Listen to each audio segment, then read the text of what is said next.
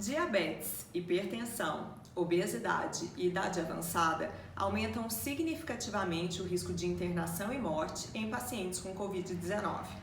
A obesidade teve uma razão de agravamento do quadro clínico superior a qualquer doença cardiovascular ou pulmonar. E estar inflamado piora toda a resposta imunológica. Descomplica Nutri sobre imunonutrição e Covid-19. Não pela Covid-19, mas pela sua saúde.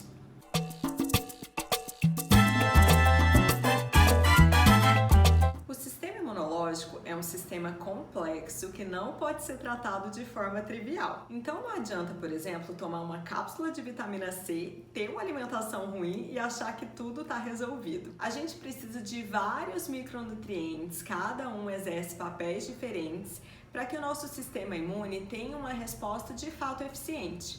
Se a gente tem uma deficiência desses micronutrientes, a gente vai ter um maior risco de infecção. Então, a vitamina C é importante, super importante, mas além dela, a gente vai precisar de vitamina D, vitamina A, vitamina E, B6, B12, zinco, ferro, selênio, cobre, todos esses nutrientes são importantes. E por mais que a gente tenha uma ingestão diária recomendada de cada um deles, as doses, elas são individuais. Outro ponto para a gente pensar é que a resposta do nosso sistema imune inato depende da integridade das barreiras mucosas. E a nossa maior barreira mucosa é o nosso intestino. Então, se a gente tem, por exemplo, uma disbiose intestinal, que é um desequilíbrio entre as bactérias boas e as bactérias ruins do intestino, a gente tem uma desregulação, uma disfunção das tight junctions, que são as junções do intestino. O intestino estava ali com as velocidades juntinhas, elas começam a ficar um pouquinho mais separadas. Isso gera uma alteração da permeabilidade intestinal e aumenta a inflamação. Quando a gente já pensa no vírus, o vírus ele precisa de uma célula para ele conseguir sobreviver. Então, ele encontrou um receptor na nossa célula, que é o ECA2, para ele se ligar e entrar no nosso corpo. O intestino delgado e os pulmões são os maiores órgãos com expressão de ECA2. Então, voltando lá no intestino, se a gente tem aquela desbiose intestinal e consegue tratar, e como que a gente trata essa desbiose intestinal? Com alimentação saudável. Então, a gente pode conseguir reduzir o risco de transmissão por essa via. A gente tem que ter cuidado com o uso de probiótico.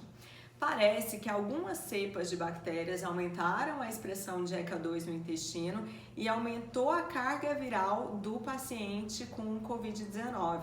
Então, nessa condição, talvez não seja recomendado o uso de probiótico. Então, assim, para a gente amarrar todos os conceitos, a gente precisa estar o menos inflamado possível. Então, ter uma alimentação variada, o mais natural possível, rica em vitaminas, minerais, então bem colorida, verdura, fruta, legume, de preferência orgânico, se a gente conseguir. Manter o nosso intestino funcionando bem, então pensar na ingestão de água, na ingestão de fibra.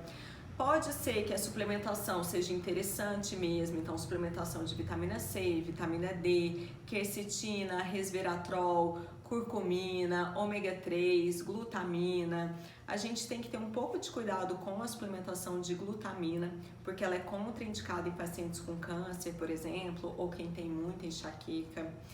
Exercício físico pode ser um fator protetor. Tem algumas pesquisas que mostram que o exercício físico de intensidade moderada diminui o risco de infecção do trato respiratório superior. Então, a gente continuar fazendo os nossos exercícios em casa pode ser interessante. Ter uma boa noite de sono. A qualidade do sono é fundamental para a gente ter uma resposta imunológica que seja eficiente. E, gente, agora é a hora de se cuidar. Pensar mesmo na nossa responsabilidade com a nossa saúde, porque talvez o vírus veio para mostrar essa nossa responsabilidade pra gente. Descomplica Nutri. E aí, descomplicou?